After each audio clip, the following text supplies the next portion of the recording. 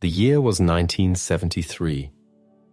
The last echoes of humanity's first triumphant steps on the moon were still resonating, yet the public fervor had begun to wane. The space race, having achieved its primary goal, was losing steam, budgets were tightening, and NASA, despite its incredible achievements, was facing questions about its future. Apollo missions 18, 19, and 20, initially planned, were on the chopping block, victims of shifting political winds and dwindling public interest. Only dedicated insiders, the engineers, the scientists, the backup crews, and the small cohort of journalists who still frequented Cape Kennedy and Houston, understood the intricate, often brutal dance of funding, politics, and technological ambition that dictated the program's trajectory. It was within this environment of uncertainty, pressure, and lingering Cold War secrecy that the mission designated, at least internally within certain classified circles, as Apollo 19, took shape. Unlike its predecessors, which were primarily focused on initial exploration and scientific sample collection, Apollo 19 held a different, more specialized objective. Its precise nature remains debated, even among those who have pieced together fragments of the story over the decades. Some speculate it involved deploying advanced surveillance equipment, perhaps a response to suspected Soviet activity on the lunar far side. Others believe it was a long-duration physiological study, pushing the limits of human endurance on the lunar surface. Whatever the primary goal, it required a crew of exceptional skill, resilience, and perhaps most critically, a capacity for discretion bordering on absolute silence. The crew chosen for Apollo 19 was, on the surface, a mix of seasoned veterans and promising newcomers, typical of later Apollo missions. Commander Robert Bob Kincaid was a veteran of 2 Gemini flights and the backup commander for Apollo 16, known for his cool head and meticulous adherence to procedure. Lunar Module pilot Dr. Aris Thorne was a geologist, brilliant and intensely focused, chosen for his expertise in a specific, geologically significant region of the moon targeted by the mission.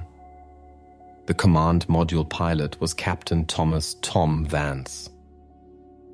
Vance was an outlier, not a test pilot in the traditional mold, though he possessed exceptional piloting skills honed during a distinguished, if brief, career in the Navy. His background was more academic, holding advanced degrees in engineering and applied physics. He was known for his unconventional thinking, his deep understanding of complex systems, and his almost unnerving ability to identify flaws and inconsistencies in mission plans. This intellect, while valuable, also made him challenging. He questioned authority, pushed back on procedures he deemed inefficient or unsafe, and possessed a moral compass that, while admirable, could be inconvenient in an organization built on hierarchy and unquestioning execution. There were rumors, whispers within NASA hallways, that Vance had been passed over for earlier assignments due to his temperament, despite his undeniable capabilities. His inclusion on Apollo 19 was seen by some as a gamble, perhaps a necessity given the unique technical demands of the mission, or perhaps a calculated risk taken because the mission itself was, in its entirety, something of a gamble. Vance wasn't charismatic in the way of, say, a John Glenn or a Buzz Aldrin. He was reserved, often lost in thought, preferring the solitude of simulators and technical manuals to the backslapping camaraderie of the astronaut corps' social events. But when he spoke, especially on technical matters, people listened. His insights were often profound, sometimes unsettling in their directness. He foresaw potential problems others missed, identifying failure points in spacecraft systems or procedural sequences long before they manifested, often earning him the grudging respect, and sometimes annoyance, of the engineers. His physical conditioning was top tier, his mental acuity sharp, and his performance in simulations was consistently excellent. Yet, there was an intensity about him, a deep, almost melancholic gaze that set him apart.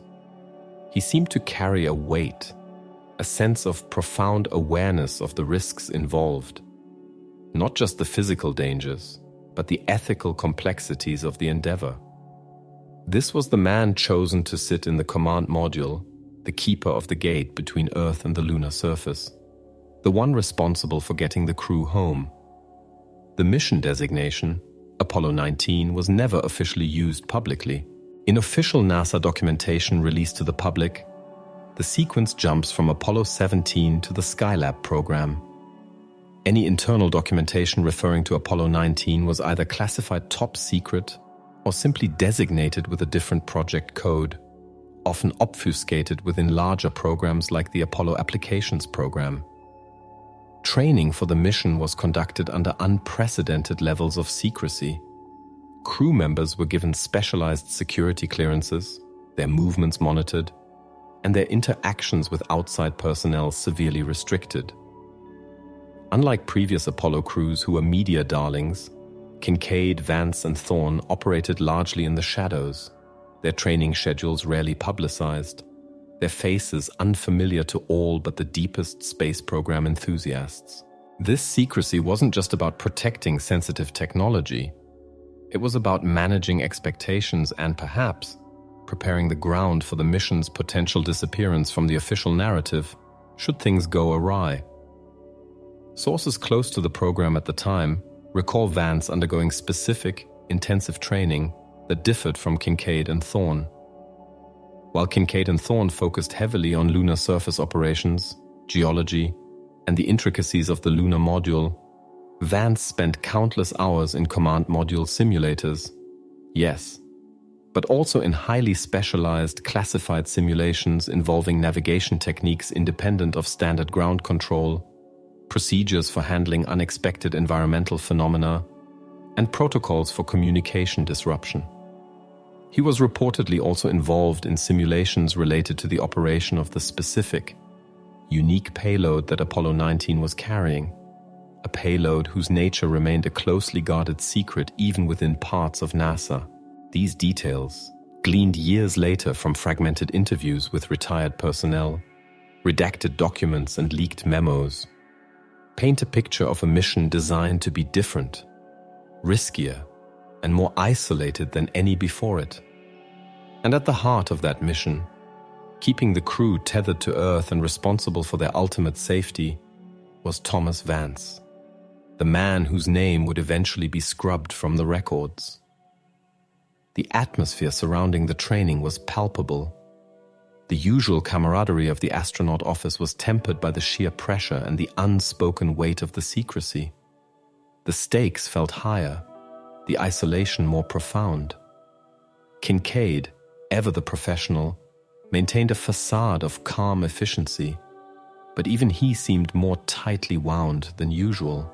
Thorne, consumed by the scientific objectives, seemed oblivious to the underlying tension, focused solely on the geological survey they were tasked with performing at the designated landing site, a site rumored to be located within or near a vast, ancient volcanic complex on the lunar far side, a place of potential scientific bonanza, but also significant operational challenge and perhaps unexpected hazards.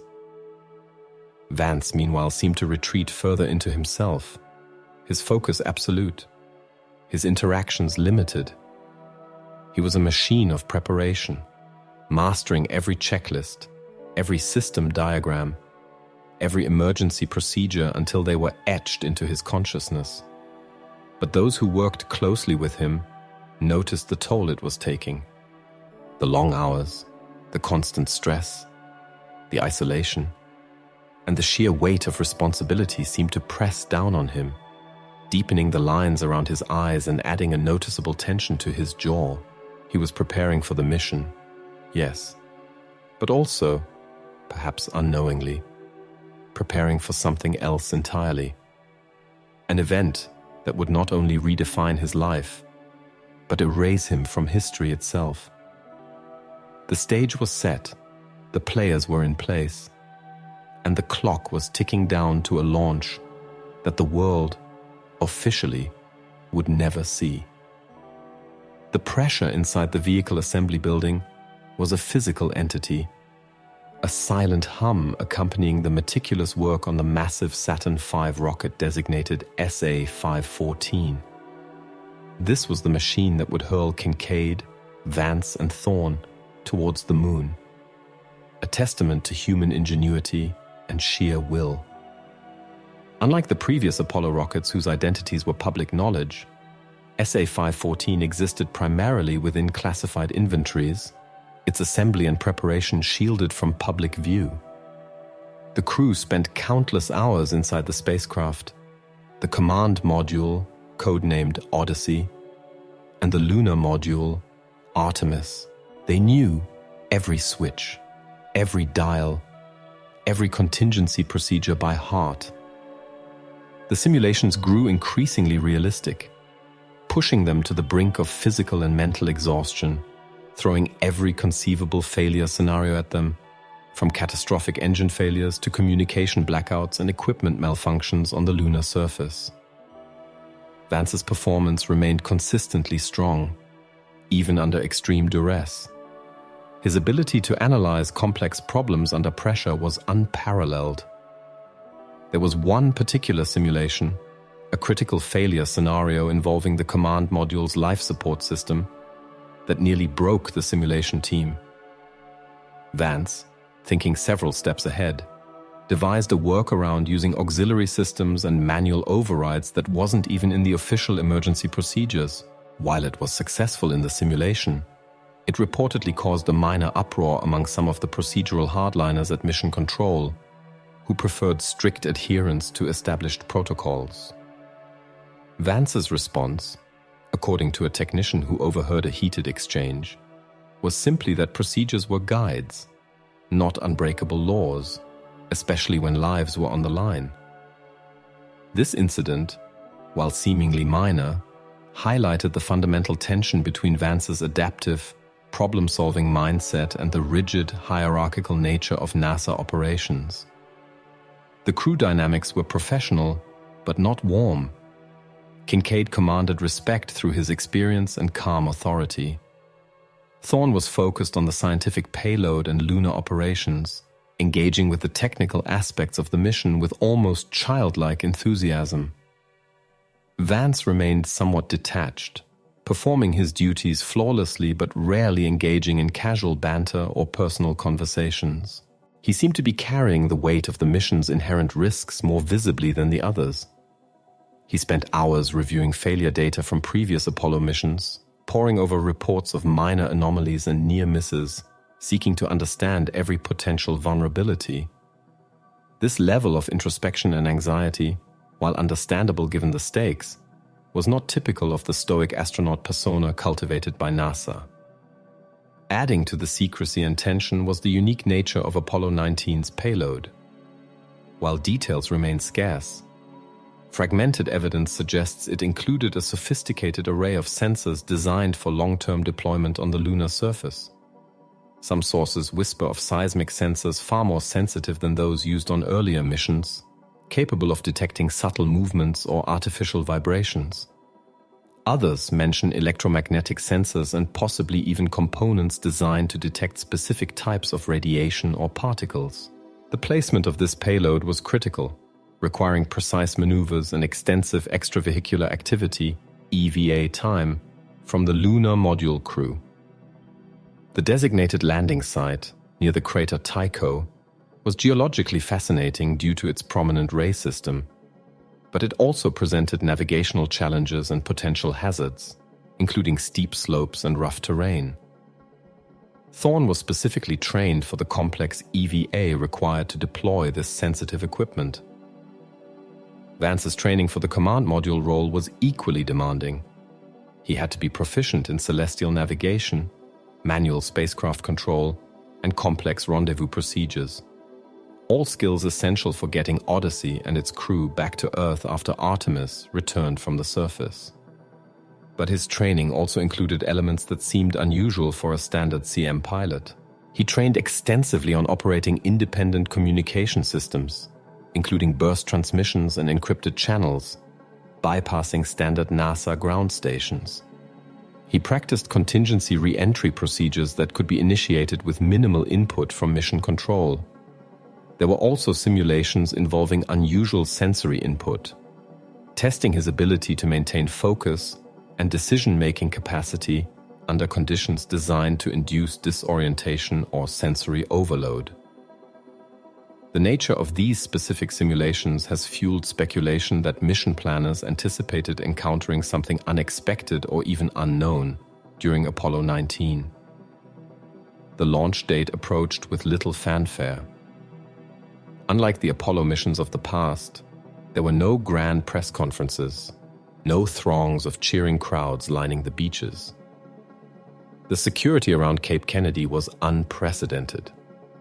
Access was restricted to essential personnel, their identities verified multiple times. The only people who truly knew the significance of that day were the hundreds of engineers, technicians, and controllers in the firing room and mission control, sworn to absolute secrecy. Even family members were kept at a distance, given only vague details about the mission's timing. In the days leading up to launch, Vance became even more withdrawn. He meticulously checked and rechecked his personal gear, his flight manuals, his emergency checklists. He spent hours in quiet contemplation, seemingly steeling himself for the journey ahead. A psychologist assigned to the crew, whose name has never been publicly confirmed, reportedly expressed concerns about Vance's emotional state, citing signs of acute anxiety and potential psychological stress. However, these concerns were apparently overridden by mission management, who were under immense pressure to proceed. The political climate, the significant investment in the classified payload, and the tight operational window dictated by lunar mechanics left little room for delay. The morning of the launch was cool and clear, a stark contrast to the internal tension. The crew ate the traditional pre-launch steak and eggs in silence, each man lost in his own thoughts. They donned their spacesuits, the process rote and familiar from countless simulations, yet imbued with a new gravity. The ride to the pad was subdued, the absence of cheering crowds palpable. As they were strapped into their seats in Odyssey, perched atop the colossal Saturn V, the silence was broken only by the voices of the launch control team performing their final checks. Vance sat in the left seat, his gaze fixed on the instrument panel, his movements precise and economical as he responded to calls from the ground. There was a sense of inevitability, of being at the apex of years of work, training, and sacrifice, hurtling towards an unknown destination with a secret purpose. The final minutes ticked down. The ground tremors began as the mighty F1 engines ignited, building to a crescendo of controlled thunder. The forces pressing down on them were immense, blurring their vision, making it difficult to breathe. But this was familiar. This was the crucible of spaceflight. Through the vibrations and the roar, Vance's voice was calm and clear, confirming system status and acknowledging commands. As the rocket cleared the tower and clawed its way into the sky, leaving a trail of fire and smoke that few eyes witnessed, Thomas Vance was still a man with a name, an identity, a purpose. He was heading to the moon on a mission shrouded in secrecy. What awaited him there, and what would happen upon his return, would ensure that his name and the story of Apollo 19 would disappear from the official history books, leaving behind only ghosts and whispers. The journey had begun. The ascent was flawless, a testament to the engineers and technicians who had poured their lives into building the Saturn V. The roar of the engines gradually faded as they passed through the atmosphere, giving way to the eerie silence of space, broken only by the hum of the spacecraft systems and the disembodied voices from mission control. Orbit insertion was precise. They spent a few hours in Earth orbit, checking systems and preparing for translunar injection, TLI. This phase was routine, a period of relative calm before the long, deep space transit. During this time, Vance performed his checks with meticulous care, his mind seemingly fully engaged in the complex tasks at hand.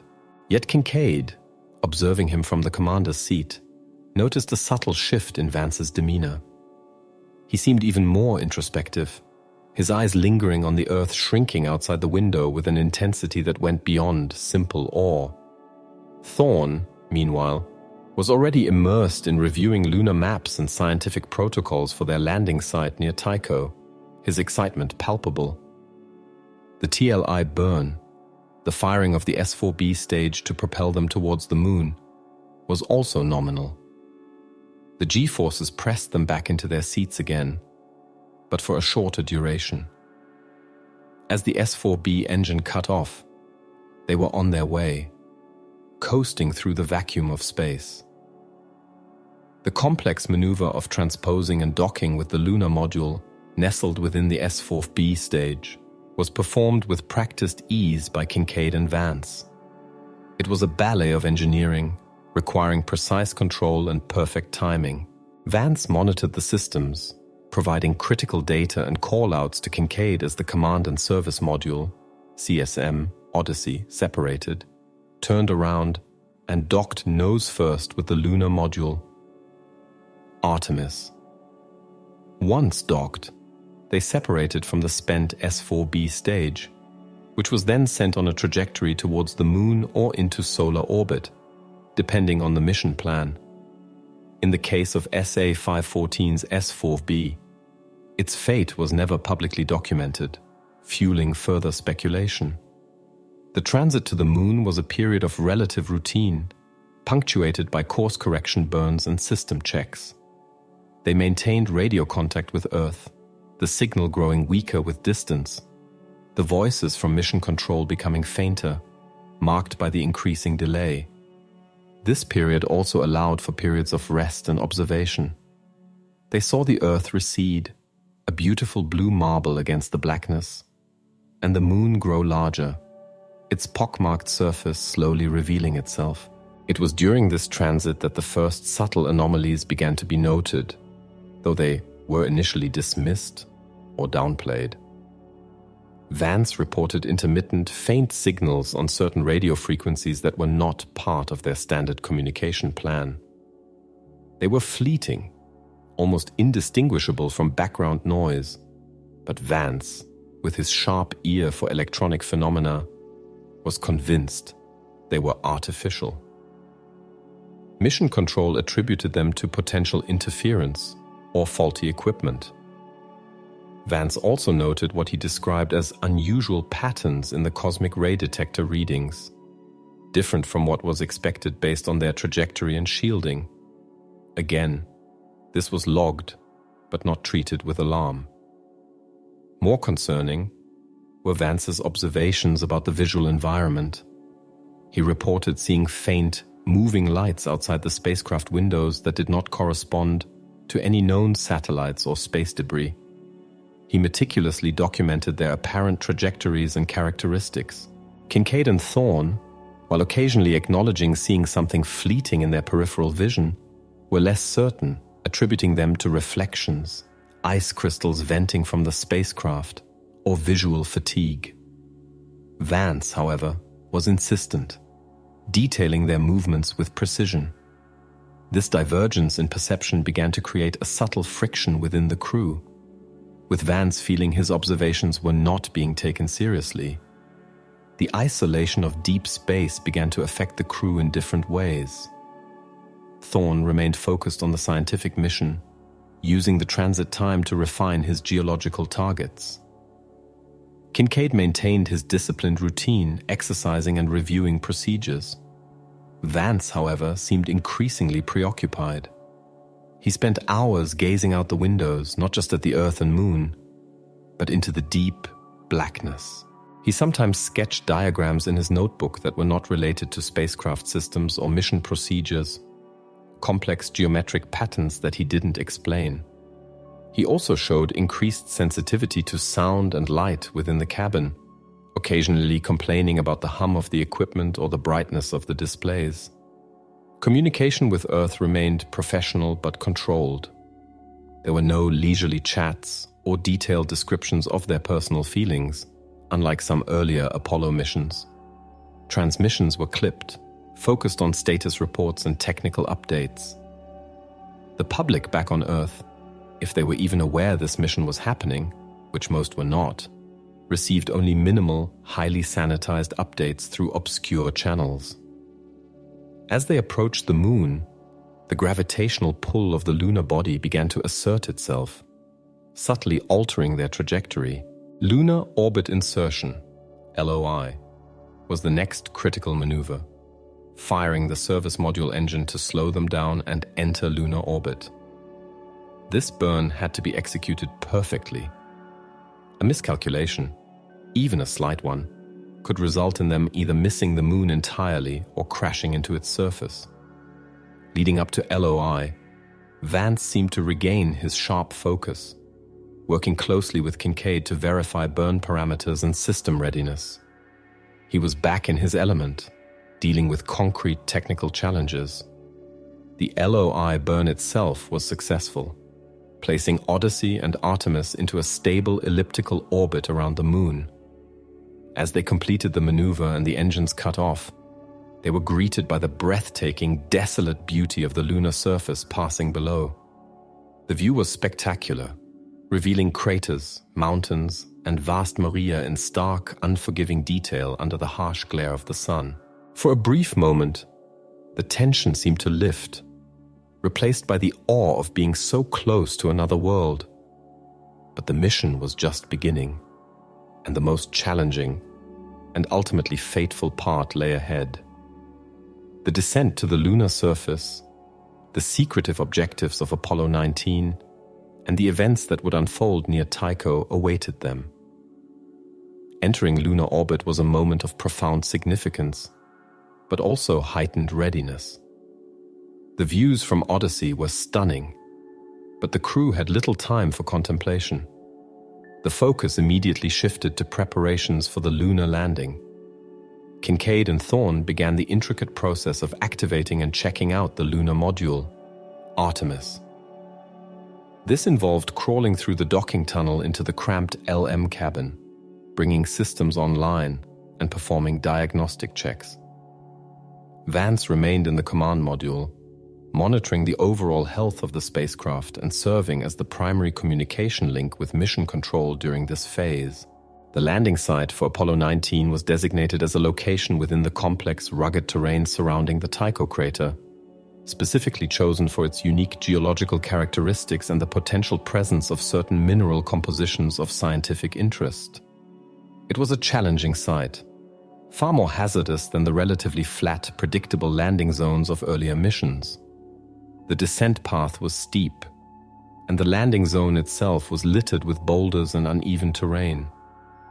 This choice reinforced the understanding that Apollo 19 was a mission driven by specialized objectives that superseded the need for operational ease or safety margins enjoyed by previous landings.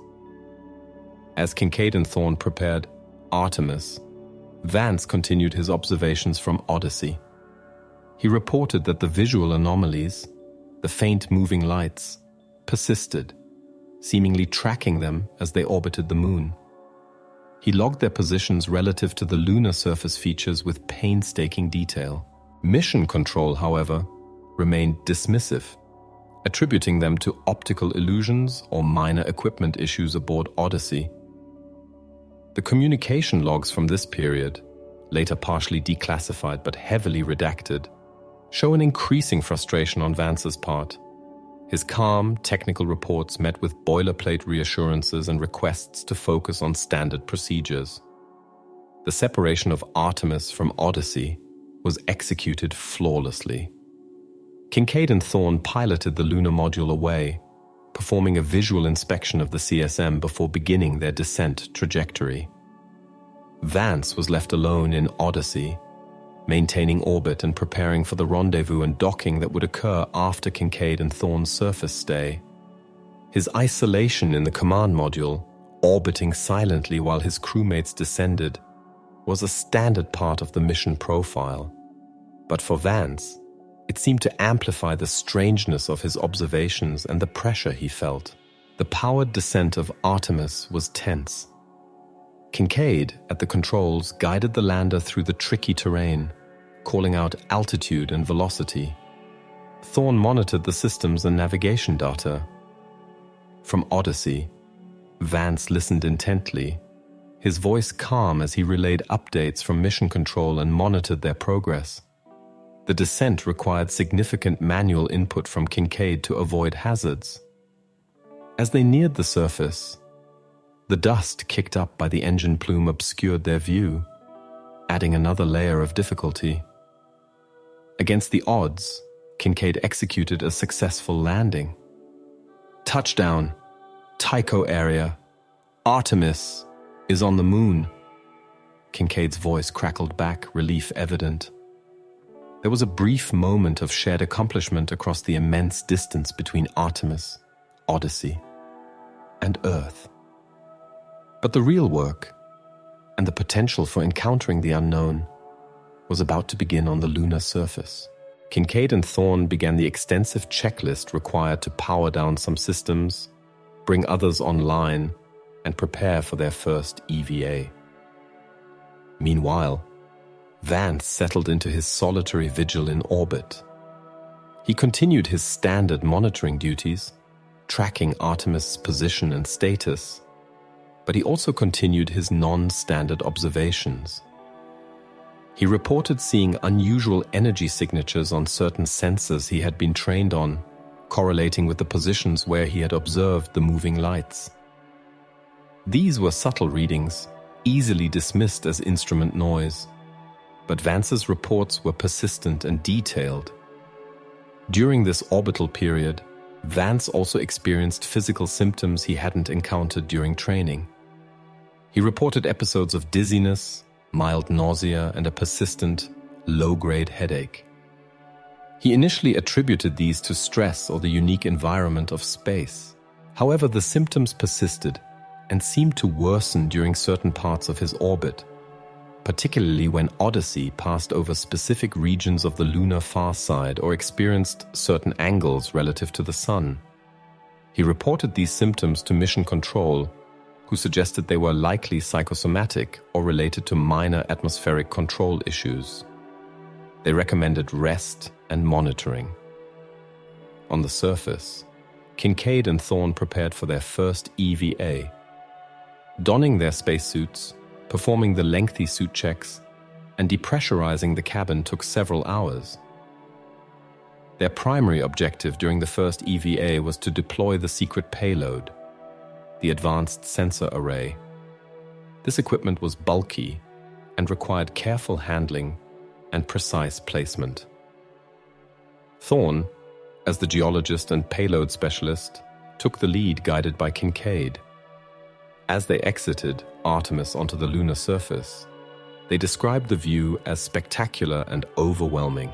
The terrain was indeed challenging, more rugged than expected, requiring careful navigation around boulders and over uneven ground. The deployment of the sensor array was a complex task, involving setting up a central hub and stringing out cables to various sensor nodes across a significant area around the landing site. This took longer than planned, due to the difficulty of the terrain and the precision required. During the EVA, Thorne made several exciting geological observations, noting unique rock formations and potential sample sites. Kincaid, meanwhile, performed standard mission tasks like deploying the flag and setting up a camera. However, even with their focus on the demanding work, both men later hinted in heavily censored debriefings at feeling an unusual sense of unease, a feeling of being watched despite the desolate landscape.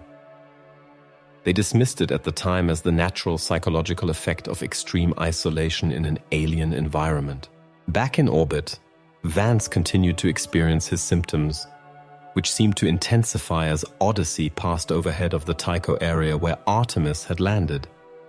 He also reported a temporary but complete loss of communication with both Earth and Artemis during one orbital pass, despite all systems appearing nominal. This communication blackout was brief, lasting only a few minutes, but it was deeply unsettling. When communication was re-established, Mission Control had no record of the interruption, further isolating Vance in his experience.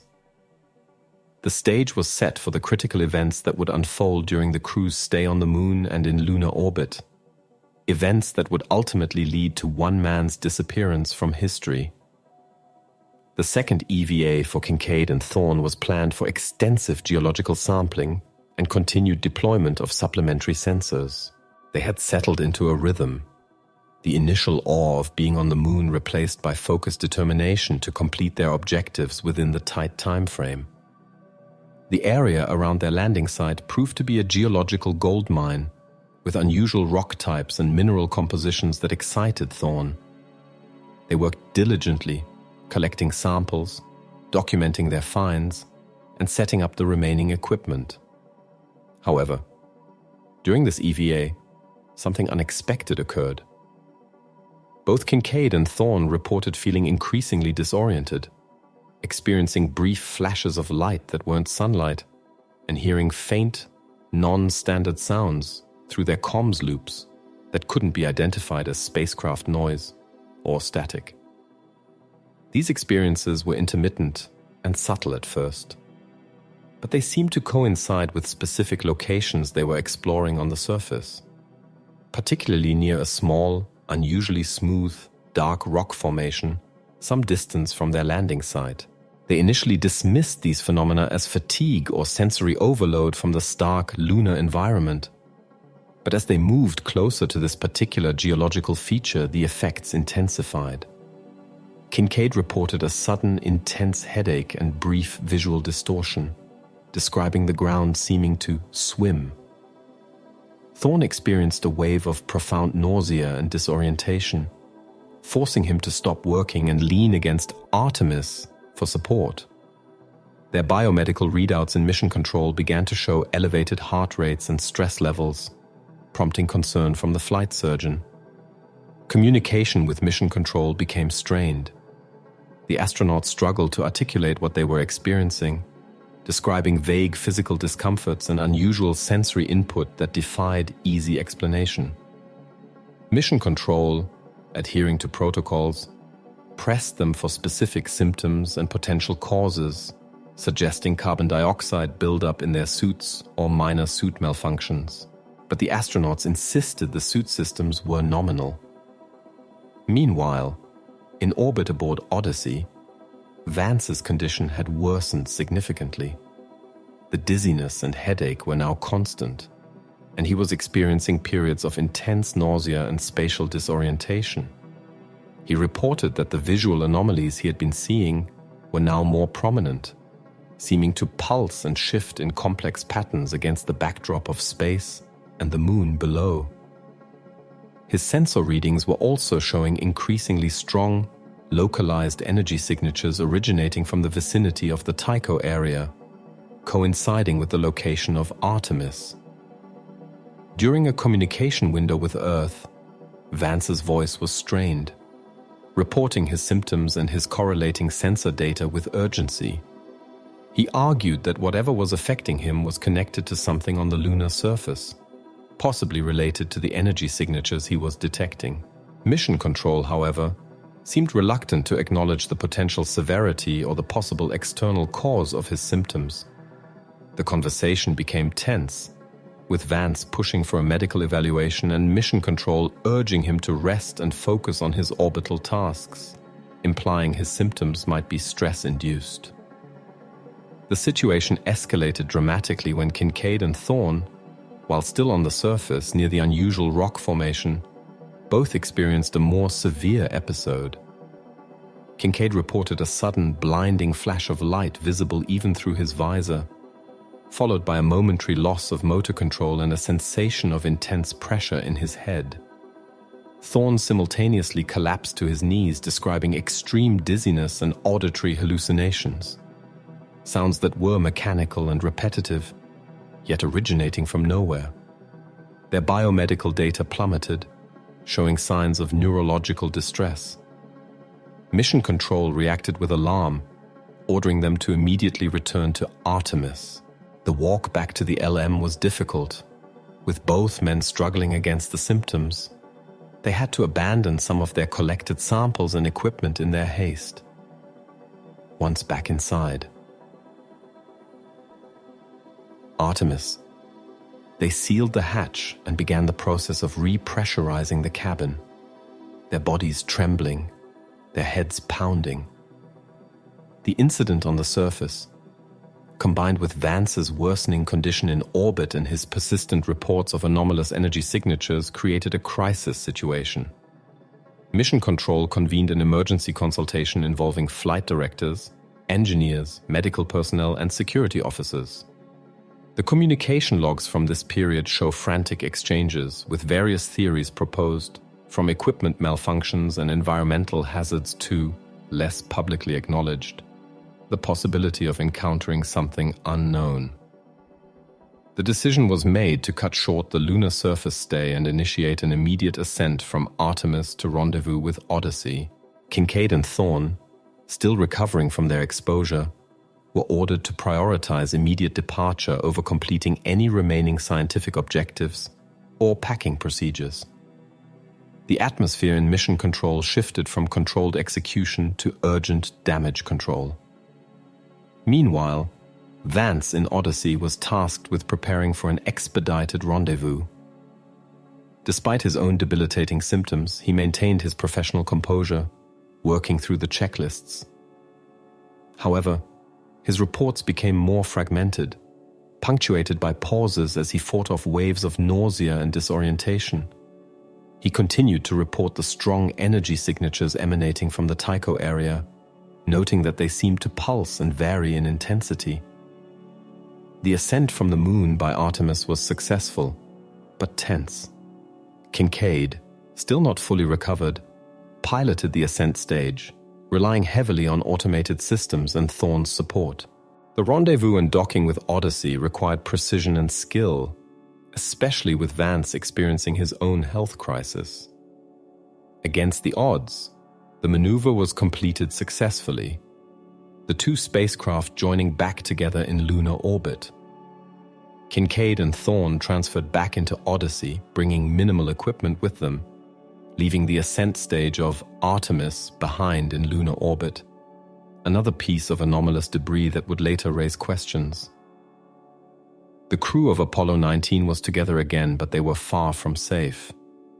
2 of the 3 astronauts were suffering from acute, unexplained symptoms, and the third, Thomas Vance, was not only ill but also convinced they had encountered something extraordinary and potentially dangerous. The rush back to Earth was about to begin, and with it, the systematic process of erasing the true story of what happened near Tycho. With the crew back aboard Odyssey, the primary objective became immediate return to Earth. The lunar orbit insertion burn was executed to set them on a free return trajectory. However, the atmosphere inside the command module was tense and filled with uncertainty. Kincaid and Thorne were recovering from their severe symptoms but remained weak and shaken. Vance's condition, however, did not improve. His headache was splitting, the nausea was constant, and the spatial disorientation was worsening. He continued to see the strange visual phenomena, which now seemed to have followed them into orbit, manifesting as fleeting lights and shimmering patterns both inside and outside the spacecraft. Communication with Mission Control underwent a dramatic shift. The open, if formal exchanges were replaced by guarded conversations conducted primarily over encrypted channels. Medical discussions about the crew's condition were particularly sensitive, with flight surgeons on the ground pressing for detailed descriptions of symptoms while simultaneously urging the crew to attribute them to known spaceflight-related issues like dehydration, fatigue, or minor infections. Vance's reports of unusual visual phenomena and energy signatures were met with silence, dismissal, or thinly veiled instructions to disregard them. It became increasingly clear to the crew, and especially to Vance, that a cover-up was being initiated. Mission Control began issuing instructions that seemed designed to alter the historical record. They were told to log their symptoms in a way that suggested conventional causes. They were instructed on how to describe the events on the lunar surface in minimal, non-alarming terms. A minor equipment issue, or a brief period of disorientation due to unexpected terrain challenges. The incident near the unusual rock formation was to be downplayed or omitted entirely from their initial debriefings.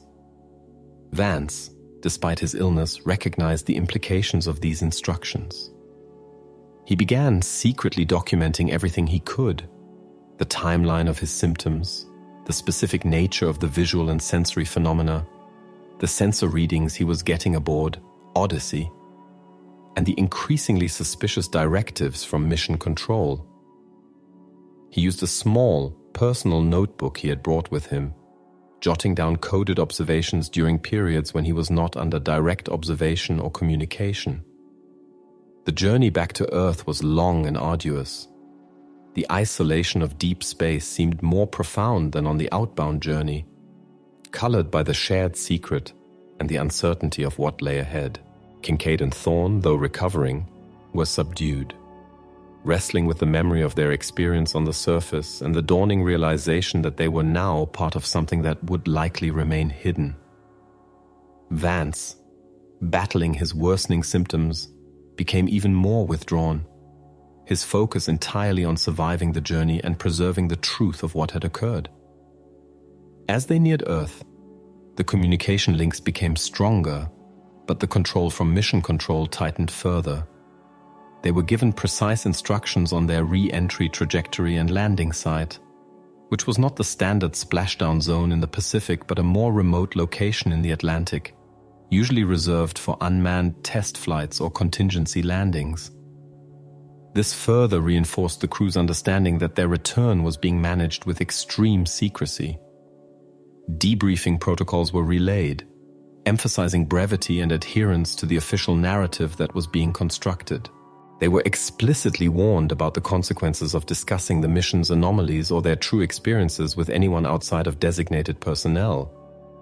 The pressure was immense, leveraging their careers, their reputations, and potentially their personal freedom against their willingness to remain silent. Vance, listening to these instructions, understood that his fate was likely tied to the unique nature of his symptoms and observations. Unlike Kincaid and Thorne, whose physical ailments seemed to be receding once they were away from the lunar surface and the specific site, Vance's condition persisted and even seemed to be evolving. The disorientation, headaches, and visual phenomena were constant, making it difficult for him to perform even basic tasks, let alone fulfill his critical role as CM pilot during re-entry. Mission Control, aware of Vance's deteriorating state and his history of questioning authority, made a critical decision that would finalize his disappearance from the official record. During a confidential exchange over the encrypted channel, Kincaid was informed that due to Vance's incapacitation, attributed in the official log to a sudden, severe, non-specific illness, he would be unable to perform the manual piloting required during re-entry if needed. Kincaid was instructed to assume primary responsibility for all critical re-entry procedures, with Thorne assisting where possible. This directive effectively sidelined Vance from his core duties at the most critical phase of the mission. As Odyssey plunged into Earth's atmosphere, the forces of re-entry pressed down on the crew. The heat shield glowed incandescently. The air outside became a searing plasma, and communication was temporarily lost due to ionization blackout. Inside the cabin, it was a violent ride, the noise and vibration immense. Kincaid, though exhausted, performed his duties with the practiced skill of a veteran, guiding Odyssey through the fiery descent. Thorne assisted with checklist callouts and systems monitoring. Vance, strapped into his seat, was largely incapacitated by his symptoms, his vision blurred, his head spinning. He could only dimly perceive the chaos around him, a helpless observer in the spacecraft he was supposed to command during this critical phase. The parachutes deployed successfully, and Odyssey splashed down heavily in the designated remote Atlantic location. Recovery was swift and highly controlled. Naval vessels, not the standard aircraft carrier recovery group, were waiting.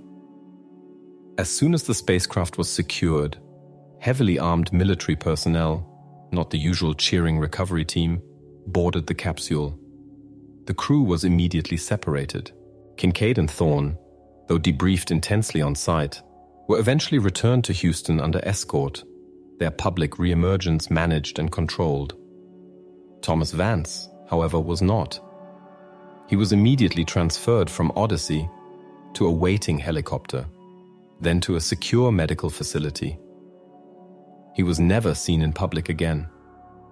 His name was omitted from official manifests, press releases, and historical documents related to Apollo 19, a mission that itself would soon cease to exist in the public consciousness. The man who flew to the moon, witnessed the unseen, and fell ill under mysterious circumstances, was systematically erased, his story buried under layers of classification and denial, becoming the lost astronaut of Apollo. Upon their return to Earth, Kincaid and Thorne were subjected to an intense, multi-layered debriefing process that extended over several weeks. It was not a standard post-mission review. Every detail of their time in space and on the lunar surface was scrutinized, their accounts cross-referenced with telemetry data and voice recordings. However, the focus was less on scientific discovery or technical analysis and more on controlling the narrative. They were repeatedly coached on how to respond to potential questions, both internal and external, emphasizing brevity, vagueness regarding anomalies, and strict adherence to the sanitized official account of a mission cut short due to a minor technical issue and a crew health concern, which was never publicly specified beyond this. The pressure on Kincaid and Thorne was immense. Their careers were explicitly tied to their cooperation. They were reminded of their security oaths and the potential consequences of violating them, including charges of treason in the context of Cold War national security. They were also subtly, and sometimes not so subtly, encouraged to view their own experiences on the lunar surface as anomalies caused by stress, fatigue, or the harsh environment, anything but an external, unknown factor. The incident near the unusual rock formation was systematically minimized, described in official reports as simply a difficult patch of terrain. Vance's fate was a mystery to them initially, though they were told he was undergoing extensive medical evaluation for a severe condition that manifested during the mission. They were prevented from contacting him or visiting the facility where he was held. Over time, it became clear that Vance was not simply ill. He had vanished from the system. His name disappeared from internal crew lists, his photo removed from composite crew pictures being prepared for restricted distribution, and his flight status records flagged with opaque security codes. Any inquiries about his whereabouts were met with official stonewalling or vague references to ongoing medical treatment in a secure, undisclosed location. Kincaid and Thorne were essentially reintegrated into a modified version of their former lives, but under a cloud of secrecy and unspoken tension. They were given administrative roles within NASA, far from flight status.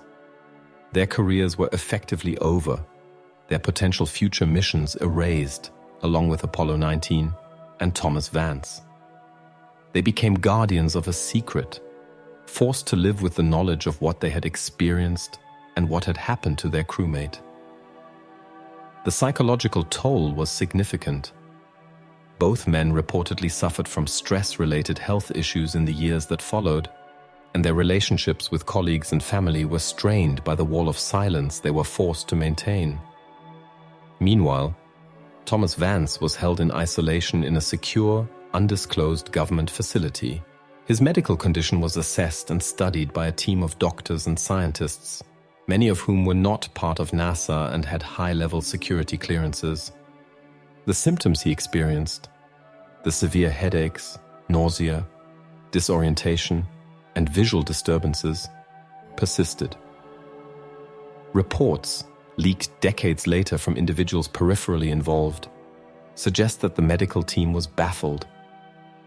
His symptoms didn't correspond to known spaceflight-related illnesses, radiation exposure at expected levels, or psychological disorders. There were whispers of his neurological function being altered, his sensory perception heightened or distorted in unusual ways. Crucially, Vance continued to report the anomalous visual phenomena and energy signatures he had detected. He described them with clarity and precision, despite his debilitating symptoms. He insisted they were real and connected to his illness. Some of the medical personnel, initially skeptical, reportedly became intrigued or even disturbed by the consistency and detail of his accounts, especially when cross-referenced with the highly classified telemetry data from Odyssey and Artemis that showed inexplicable spikes in certain sensor readings coinciding with his observations. However, the official line held.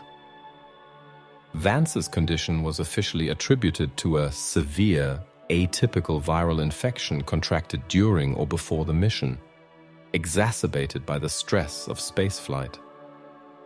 This diagnosis, while having no basis in actual findings, provided a convenient medical cover story for his incapacitation and removal from public life. Vance's attempts to communicate the truth were suppressed. His personal notebook, which he had managed to keep hidden during the initial recovery, was eventually confiscated. Its contents were analyzed, classified, and stored in secure archives. Any letters he attempted to write, any verbal accounts he gave that deviated from the official narrative, were intercepted or dismissed. He was effectively a prisoner, held under medical and security lockdown, his identity and experiences systematically dismantled. Over the years, as the Apollo program faded from public memory and the official history of spaceflight solidified, Apollo 19 remained a ghost. Historians and researchers occasionally noted inconsistencies in NASA's documentation, missing mission numbers, gaps in personnel records, odd budgetary line items from the early 1970s. A few persistent journalists attempted to investigate rumors of cancelled missions or missing astronauts, but they hit a wall of official denials and classification stamps. Kincaid and Thorne, bound by their oaths and the weight of their experience, remained silent, carrying the burden of the secret. The facility where Vance was held changed designations over the years, his status shifting from active medical case to long-term secure detainee. The nature of his confinement and treatment became more opaque, lost within the labyrinthine structures of intelligence agencies and classified government programs. Rumors persisted among a very small, dedicated group of investigators, former NASA employees, intelligence analysts, and independent researchers, that Vance lived for many years in isolation, his mind perhaps permanently altered by whatever he encountered, a living ghost of a mission that never happened, a man erased from the annals of human achievement. The official NASA history contains no mention of Apollo 19, no record of a Captain Thomas Vance ever being assigned to a lunar mission crew. His name is absent from lists of astronauts who flew to the moon. His training records, if they still exist, are classified top secret. The artifacts of the mission, the Odyssey command module, the remains of the Artemis ascent stage left in lunar orbit, the sensor package deployed near Tycho, are either unaccounted for, reclassified as other projects, or simply denied existence. Yet hints remain for those who know where to look. Anomalies in deep space, telemetry data from the early 1970s, unusual entries in archived lunar orbital maps, redacted passages in the memoirs of former NASA officials, and the strained, haunted silences of the men who were there. Robert Kincaid and Aris Thorne, two astronauts who went to the moon on a secret mission and came back with a truth they could never tell, forever knowing that a third man was with them, a man named Thomas Vance, the lost astronaut of Apollo, the man NASA erased from history. His story, like the mission itself, exists only in the shadows, a testament to the hidden costs and unknown frontiers of humanity's reach for the stars. Decades have passed since that clandestine splashdown in the Atlantic. The world has changed dramatically. The Cold War is over, space exploration has evolved, and the Apollo era is now viewed through the lens of history, its achievements celebrated, its challenges documented.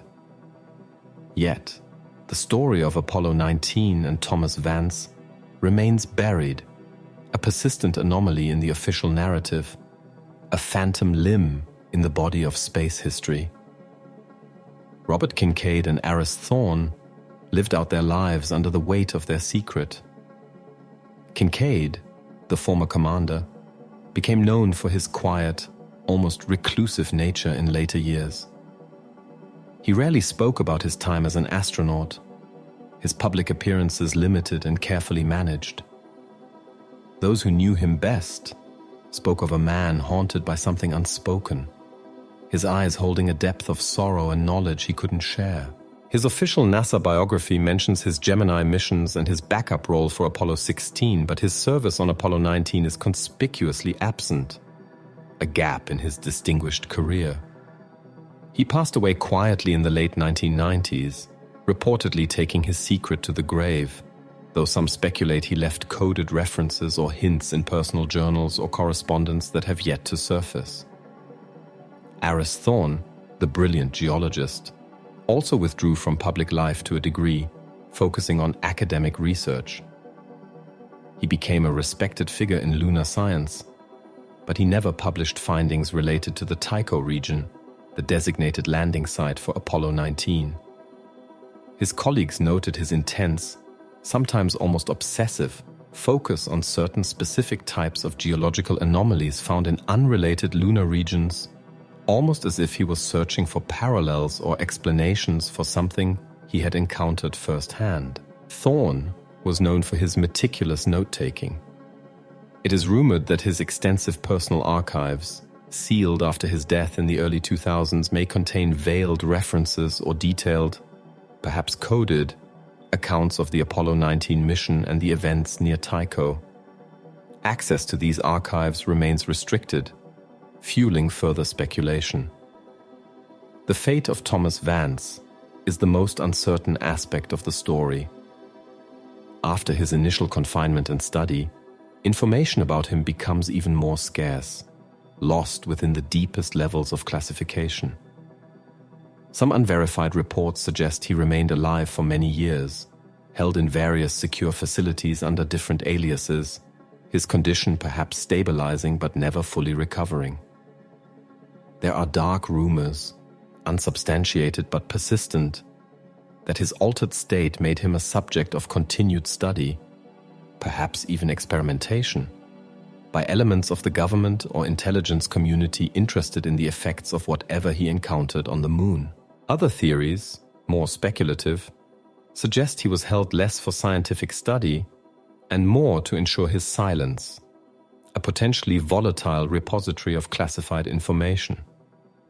Whatever his exact circumstances, he ceased to exist as Thomas Vance, astronaut, his life's purpose redefined by the secret he carried, or perhaps that carried him. Over the years, a small but dedicated community of researchers, historians, and amateur investigators has emerged, piecing together fragments of evidence that hint at the existence of Apollo 19 and the disappearance of a third astronaut. These fragments include anomalous tracking data, obscure reports of unusual orbital trajectories and communication signals detected by military and civilian listening posts during the period when Apollo 19 was likely in transit and lunar orbit, missing hardware, The unaccounted for Saturn V rocket, SA-514, and the absence of any official record of the fate of its S-4B stage, or the Artemis ascent stage. While some hardware was deliberately crashed onto the moon for seismic experiments on other missions, SA-514's fate is undocumented. Personnel records. Gaps and inconsistencies in NASA personnel files from the early 1970s, including transfer orders, security clearances, and training logs that appear incomplete or artificially terminated for certain individuals peripherally connected to the Apollo program. Redacted documents. Heavily censored memos, reports, and transcripts released under Freedom of Information Act requests related to NASA logistics, security, and medical evaluations from that specific time frame. Eyewitness accounts. Vague, often hesitant testimonies from retired NASA employees, contractors, or military personnel who witnessed unusual activities, heightened security, or were aware of internal rumors surrounding a problematic mission or a missing astronaut in the early 1970s. These disparate pieces, when assembled, form a compelling, though incomplete, picture of a mission that was planned, executed, and then systematically erased. The motivation for the erasure remains a subject of debate. Was it purely to contain the medical crisis affecting Vance and, to a lesser extent, Kincaid and Thorne, preventing public panic or questions about the safety of future space travel? Was it to suppress evidence of an unexpected encounter, perhaps with something unknown or even non-terrestrial tied to the unique payload or the specific landing site? Or was it a combination of factors, a convergence of a medical emergency, an unexplainable phenomenon, and the Cold War imperative to maintain absolute control over sensitive information?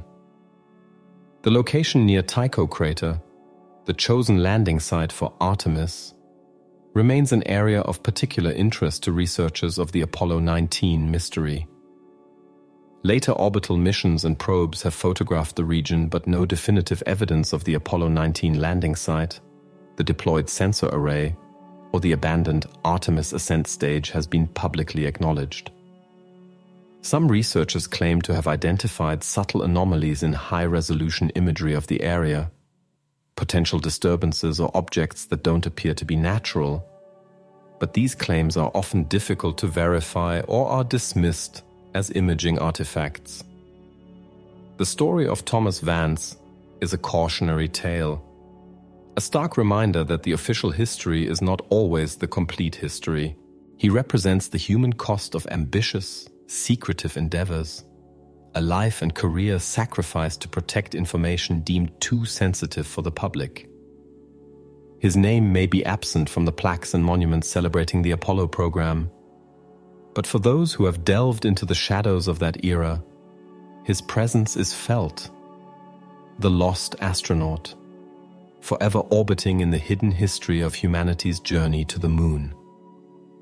His disappearance serves as a powerful symbol of the secrets still guarded in the archives of the space age, a silent challenge to uncover the full truth of what transpired over 50 years ago, a truth that begins with the mission designated, unofficially, Apollo 19. The question persists: what exactly happened to Thomas Vance on the moon or in lunar orbit that was so profound, so destabilizing, that it necessitated his total erasure from the historical record? Was it purely a physiological or psychological reaction to an extreme, unexpected environmental factor encountered near Tycho? Perhaps some form of radiation or geological emission unknown to science at the time. The symptoms Kincaid and Thorne experienced were similar but less severe and more transient than Vance's, suggesting a differential exposure or a unique vulnerability on Vance's part. The persistent nature of Vance's illness after leaving the lunar environment also points towards a more fundamental impact than a temporary exposure. Alternatively, was it something more esoteric, related to the visual phenomena and energy signatures Vance reported? The description of moving lights and patterned energy signals echoes reports from other, often dismissed incidents involving unexplained aerial phenomena. But the context of deep space and the lunar environment adds a unique dimension. Could the secret payload of Apollo 19 have been designed to detect such phenomena? And could Vance, perhaps due to his specific training or his position in the command module, have been inadvertently exposed to something related to these energies or whatever was causing them? His specialized training in independent communication and unusual sensory simulations takes on a more ominous meaning in this light. Was he being prepared, knowingly or unknowingly, to encounter something outside the standard understanding of spaceflight hazards? There is also the possibility, however unsettling, that Vance's experience was not simply a passive exposure but involved a more direct interaction with something unknown. His symptoms, particularly the disorientation and altered perception, could be interpreted as the effects of a targeted influence rather than a random environmental hazard. His insistence on the reality of his observations, even when dismissed by mission control, suggests a confrontation with a phenomenon that defied conventional explanation. The medical logs and reports from the secure facility where Vance was held, if they could ever be fully declassified and released, might hold critical clues. What did the extensive tests and examinations reveal? Were there detectable physiological changes, biomarkers, or neurological alterations that pointed towards a specific cause? Were any materials or substances found in his possession or on his person that were inexplicable? Without access to these records, the medical aspect of Vance's case remains shrouded in speculation. The official explanation of a severe, atypical viral infection is so vague as to be meaningless, serving purely as a convenient label for an inconvenient truth. It allowed NASA and the government to remove Vance from public view and attribute his incapacitation to a natural, if unusual, medical event, steering attention away from the mission itself and anything potentially encountered during it. The long-term implications of Vance's disappearance are profound. It raises questions about the completeness and accuracy of the historical record regarding the Apollo program and potentially other classified space activities. It suggests that there may be aspects of humanity's early ventures into space that remain hidden, either for reasons of national security, scientific bafflement, or to prevent public alarm. The fact that two other astronauts, Kincaid and Thorne, were silenced and sidelined underscores the seriousness with which the government viewed the events of Apollo 19 and the perceived necessity of maintaining absolute secrecy. The legacy of Thomas Vance is that of a man turned into a non-person by the state. His name does not appear on the NASA rolls of astronauts, his story is not told in the museums, and his contribution to the space program is officially nil.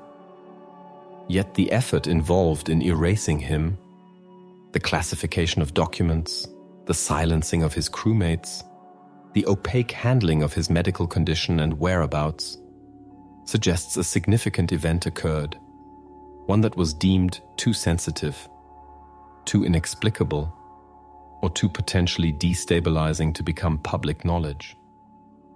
For the small community of individuals dedicated to uncovering the truth about Apollo 19, Thomas Vance is not just a historical footnote. He is the central figure in a compelling mystery that challenges the accepted history of space exploration. His story serves as a potent reminder that even in an era of unprecedented public access to events like the moon landings, there were still layers of secrecy and control, driven by the geopolitical realities of the time, and perhaps by encounters that went beyond the planned objectives of the missions. The lost astronaut of Apollo remains lost, but the faint signals he left behind, in the memories of his crewmates, the gaps in the records, and the persistence of the mystery, continue to call out across the decades, urging a deeper look into the hidden chapters of the space race. The truth about Thomas Vance and Apollo 19 is likely still out there, waiting to be discovered among the classified files, the personal archives, And perhaps, in the detailed examination of the lunar surface near Tycho, a silent witness to a mission that never officially happened. The enduring mystery of Thomas Vance serves as a powerful undercurrent in the narrative of the Apollo program, a counterpoint to the celebrated triumph and openness that characterized much of NASA's public image. It highlights the duality of the space race, a monumental scientific and engineering achievement pursued with public fanfare, yet simultaneously deeply intertwined with classified military and intelligence objectives driven by Cold War anxieties. Apollo 19, as reconstructed from the scattered fragments, appears to have been one of the points where these two tracks intersected, leading to consequences that were deemed necessary to conceal at all costs. The specific nature of the secret payload and its connection to the chosen landing site near Tycho remains a key unanswered question. If it was designed to detect unusual phenomena, what did it find? And how did its operation or the phenomena it detected relate to the symptoms experienced by the crew, particularly Vance? Could the equipment itself have been experimental and posed unforeseen risks? Or did it function precisely as intended, revealing something that was not meant for public knowledge? Perhaps something indicating a non-natural presence or activity on the moon? The sheer scale of the cover-up suggests that the incident was not a minor one. Erasing an astronaut from the historical record, sidelining his crewmates, classifying mission details, and controlling the flow of information for decades requires significant coordination and resources across multiple government agencies. This level of effort indicates a perceived threat that went beyond a simple medical issue or technical failure. Consider the psychological aspect. Kincaid and Thorne were forced to live with the knowledge of what they experienced and the fate of their crewmate, while publicly maintaining a fabricated story. The long-term effects of such psychological burden are well documented. Their strained relationships, health issues, and eventual withdrawal from public life are consistent with individuals living under extreme, prolonged stress and secrecy. Their silence, while enforced, also suggests a deep-seated fear of the consequences of speaking out, perhaps not just for themselves, but for their families or even for national security as they were made to understand it. The story of Vance also raises ethical questions about the treatment of individuals in the pursuit of national interest and scientific advancement. Was Vance a willing participant in a mission with known, albeit highly classified, risks? Or was he simply a highly capable astronaut who became an unwitting casualty of an unexpected encounter? Regardless, his subsequent treatment, indefinite detention under medical guise, isolation and erasure of his identity, represents a profound violation of individual rights, undertaken in the name of secrecy and control. In the years since the initial cover-up, while official doors have remained closed, the persistent rumors and the fragmented evidence have kept the story alive in certain circles. There have been fictionalized accounts, documentaries that cautiously skirt the edges of the story, and countless online discussions and theories. These efforts, while often speculative, serve to keep the pressure on, to remind the public and the relevant authorities that the questions surrounding Apollo 19 and Thomas Vance have not disappeared. The possibility exists that some official records pertaining to Apollo 19 and Vance might be declassified in the future, either due to the passage of time, a change in political climate, or perhaps a deliberate decision by someone with access to the classified information. However, the sheer length and depth of the cover-up suggests that the information being protected is considered exceptionally sensitive, perhaps involving implications that extend beyond the historical context of the Apollo program. Until such a time as definitive evidence emerges, the story of Thomas Vance will remain a compelling enigma. He is a symbol of the hidden side of space exploration, a reminder that our understanding of the universe and our journey within it may contain chapters that are deliberately kept from us. His name, though absent from the official rolls of space heroes, resonates in the whispers of those who seek the untold stories, the lost missions, and the forgotten astronauts. The lost astronaut of Apollo, the man NASA erased from history, serves as a powerful, haunting figure, forever linked to the secret journey of Apollo 19 and the unknown that lies on the surface and in the orbit of the moon. His story is a challenge to look beyond the public facade and to question the narratives we are given, a call to uncover the hidden truths that shaped our past and may still influence our future in space. The ultimate nature of what caused Vance's debilitating illness and led to his erasure remains the central enigma. Was it a purely terrestrial phenomenon, albeit an unusual one? Perhaps a previously unknown form of energy field, a unique geological radiation source near Tycho, or even a biological agent unlike anything encountered before, inadvertently brought back from the lunar surface? Or does the explanation lie beyond Earth and its known properties, involving something truly alien, something that interacted with Vance, and less severely Kincaid and Thorne, on a level that baffled conventional science and prompted an immediate absolute quarantine and suppression? The visual and auditory phenomena Vance reported, if taken at face value and not as symptoms of a purely internal medical event, could suggest interaction with some form of energy or entity that operates outside our known senses or physics. His ability to correlate these phenomena with sensor readings, even while ill, adds a layer of credibility to his claims within the narrative's framework. If the moving lights and energy signatures were real external phenomena, their persistent nature and apparent tracking of the spacecraft are particularly disturbing. The choice of the Tycho region for the landing site is also significant. Known for its prominent ray system, Tycho is a relatively young impact crater, meaning it excavates material from deep within the lunar crust. This could potentially bring unique geological or mineralogical compositions to the surface, perhaps containing elements or isotopes with unusual properties. Could the secret payload have been designed to investigate such properties? And could Vance's exposure have occurred during proximity to this payload or to specific materials at the landing site? The actions of mission control during the crisis, the dismissal of Vance's reports, the forced attribution of symptoms to conventional causes, the alteration of logs, and the control of communication strongly suggest a pre-existing protocol for handling unexpected, highly sensitive events. This wasn't improvisation. It was damage control executed with chilling efficiency, indicating that the possibility of encountering something extraordinary, perhaps even something the intelligence community had prior, unconfirmed intelligence about, was a contingency that had been planned for at the highest levels.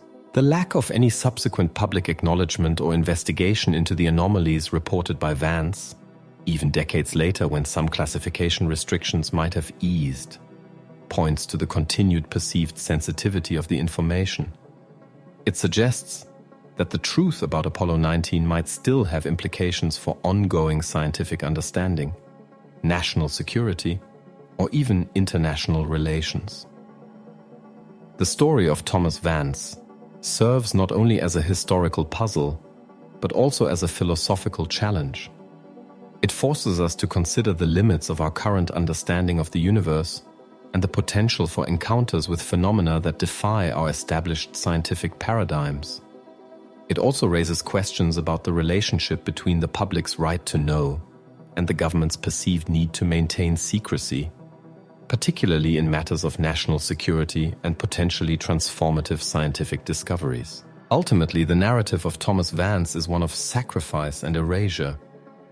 He was a capable astronaut, a sharp intellect, a man who reached for the stars and found something unexpected, something that cost him his identity and his place in history. His legacy is not etched in bronze or celebrated in museums, but it lives on in the whispers, the questions, and the relentless pursuit of truth by those who believe that the full story of humanity's ventures beyond Earth has yet to be told.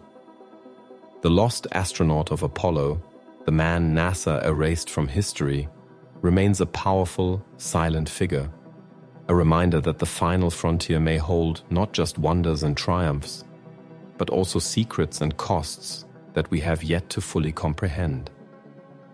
His story, though officially denied, serves as a testament to the hidden depths and potential unknowns that lie just beyond the light of public knowledge, a dark star in the brilliant constellation of the Apollo achievements. His existence, though unrecorded, casts a long shadow over the history of spaceflight, a permanent unanswered question mark pointing towards the moon. The passage of time only deepens the mystery while simultaneously making the truth harder to access. Witnesses retire, memories fade, and documents remain sealed or are perhaps destroyed. The individuals who orchestrated the cover-up and managed Vance's subsequent confinement have likely passed away, taking with them their knowledge and rationale. This leaves only the fragmented evidence and the persistent questions. Could there be individuals still alive who know more? Perhaps peripheral personnel from the recovery operation, medical staff from the secure facility, or even intelligence officers involved in the information control effort? These individuals, bound by lifelong secrecy oaths, would be difficult to identify and even harder to persuade to speak. Their testimony, if it ever came to light, would likely be met with official denials and efforts to discredit them. The potential existence of the sensor data and other technical information gathered by Apollo 19's secret payload is a crucial element. If this data still exists, perhaps stored in classified archives, it could potentially corroborate Vance's reports of unusual energy signatures and phenomena near Tycho. Analyzing this data, if it were ever accessible, with modern scientific understanding and technology, could shed light on the nature of what the mission encountered. The location of this data, if it survived decades of classification and potential purges, is another piece of the puzzle. The possibility that Kincaid or Thorne left behind coded messages, detailed diaries, or even secretly recorded accounts for posthumous release is a source of hope for those seeking the truth. Such materials, if they exist and are ever discovered, could provide invaluable first-hand testimony, filling in the blanks left by the official record and the enforced silence. However, the risks they faced in documenting such a secret were immense, making any direct recording of the truth highly unlikely. More probable are veiled references, allegories, or coded notes understandable only to someone looking for exactly that kind of hidden message. The continued official silence surrounding Apollo 19 and Thomas Vance, even in an era where many Cold War secrets have been declassified, is telling. It suggests that the information remains potent, perhaps because it challenges fundamental scientific understanding, has implications for ongoing government programs, known or unknown, or involves entities or phenomena that are still considered a potential threat or of significant strategic interest. The story serves as a powerful reminder that history, particularly the history of sensitive technological and geopolitical endeavors, is often curated, with certain narratives emphasized and others deliberately suppressed. The official history of the Apollo program is a story of triumph, innovation, and human courage, and rightly so. But the story of Thomas Vance suggests there was a shadow side, a realm of risk, encounter, and consequence that the public was never meant to see. Thomas Vance, the lost astronaut, is more than just a historical curiosity. He is a symbol of the unknown frontiers, not just of outer space, but of knowledge and secrecy itself. His absence from the official narrative is a presence in the realm of conjecture and investigation, a persistent question mark against the backdrop of one of humanity's greatest achievements. The truth about Apollo 19 and the fate of its third crew member may forever remain beyond our reach, locked away in classified vaults and the fading memories of those few who were there. But the effort to uncover that truth continues, driven by the belief that every story, even the ones that were meant to be erased, deserves to be told. The legacy of Thomas Vance is the enduring challenge to look deeper, question harder, and remember that the journey to the stars may involve encounters and costs we are not yet prepared to fully understand or acknowledge.